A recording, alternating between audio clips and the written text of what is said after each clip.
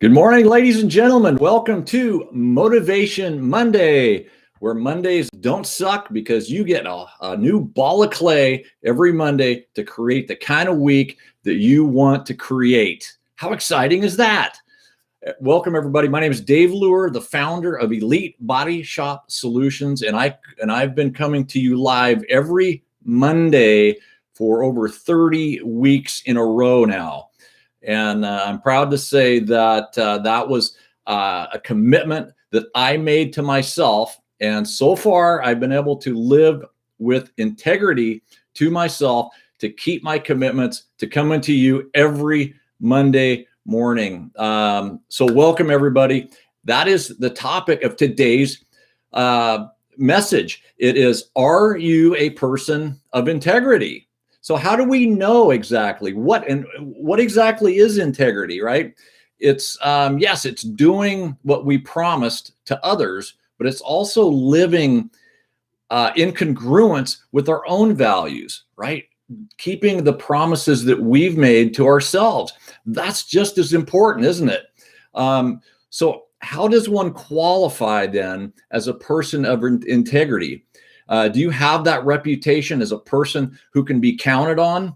This is the kind of question that's important to me. And in fact, integrity is one of my highest values. This is something that is very, very important to me. And I hope it is to you as well. I always wanted to be seen as a man of integrity. But like most people, there have been areas in my life and occurrences in my life where I haven't always lived up to that level of integrity that we would like. Does that sound familiar? I think it's happened to just about everybody. Now, breaks in integrity, it's not like you make some big whopping lie or something and all of a sudden you're not a man of integrity or a person of integrity. For most people, it's a bad habit of getting into creating small little breaks in your integrity over time that compound, and eventually you become a person not of integrity, right? You're a person that cannot be counted on, right? So it's not just big breaks of integrity that make you a person of integrity or not. It's all the little fibs and things that that add up over time, right? So I made a conscious decision to become a better man because it's so important to me to be seen as a man of my word, right? And if this is important to you as well, keep listening. One of my favorite authors, Brendon Burchard, in his book Motivation Manifesto, listed 6 practices that can help you with integrity. So here they are, right? So number 1 is think before we act. So ask, is this thing I'm about to engage in alignment with my values? Too many react poorly in a heated moment that instead a moment was taken, a better decision could have been made. So take your time to think through these things before you just react, okay? Number 2, don't commit to something where we lack passion in it, right? So have you ever been like put on the spot to volunteer for something and it just isn't something you're really into and now you're kind of dreading it because you made that commitment? Got involved with someone in a relationship and it just got in too deep and now you're in a really bad position knowing that maybe this relationship won't really last, right? So don't commit to something where you lack passion. Number 3 is keep our word. Right? So I know this one seems a little bit too obvious, but this is actually a very rare trait in people. How nice is it to find folks in your life that you can truly count on, right? I know I do.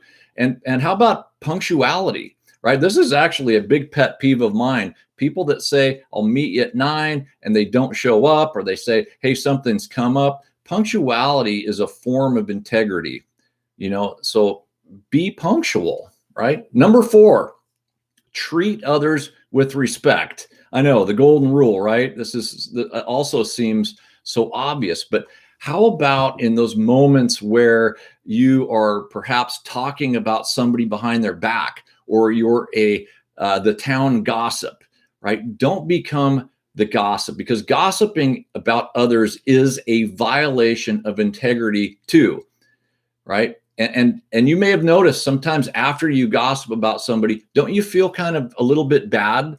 Because that is not being congruent with your highest self. All right. So think about that. Another one, number 5, tell the truth. This is a little bit different than just keeping our word, right?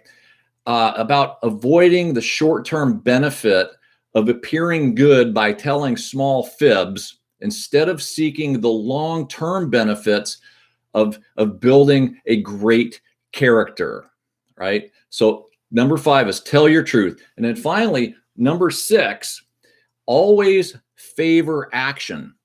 So this involves getting off of the sidelines of life and getting in the game, baby, right? Introducing yourself to that beautiful woman or that beautiful man, even when it scares you, right? It's starting that new business, taking that new job that you've been wanting to take, right? It's overcoming fear and being congruent with your best self. That is also part of the definition of integrity, right? This is a great example of living in congruence with your best self. Integrity, right? So think of all the people that you really look up to in life. Maybe you look up to somebody like Abraham Lincoln, right? Good old honest Abe, right? Or Mother Teresa. You know, these are people that did not always make popular decisions, right? But they always lived, right, in congruence with their values, right? They were people of integrity, right? So this week, I challenge all of you to become aware in your moments of decision to make the choice to live as your highest self, to become the change that you want to see in others and in the world. Make this world a little bit better place this week, and we will see you next Monday on Motivation Monday. Thank you again. My name is Dave Luer,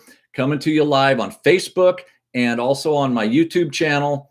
We will see you next Monday. Thanks for joining me.